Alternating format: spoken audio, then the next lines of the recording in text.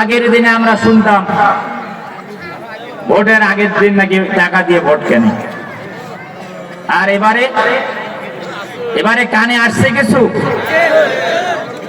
1 মাস 1.5 মাস 2 মাস আগ থেকে কি আইডি কার্ড নিচ্ছে, ফ্যামিলি কার্ড দেবে। আমি তো মনে করি এটা ফ্যামিলি কার্ড না, এটা ফাইজলামি কার্ড। এই কার্ড জনগণের কল্যাণের জন্য নয়, এটা জনগণকে প্রতারক বানানোর জন্য, প্রতারিত করার জন্য এই কার্ড নেওয়া হচ্ছে। পাশাপাশি সময় দেবের আমার ভোট কেনার নাম নয়, তারা তাদের বিকাশে নাকি টাকা দিচ্ছে, টাকা পাঠিয়ে দিচ্ছে, তাদেরকে গ্রুপ বের করে কাজ করতেছে। সময় দেবের আমার মানে ভোট কেনার নতুন একটা পদ্ধতি আগেই শুরু হয়ে গেছে।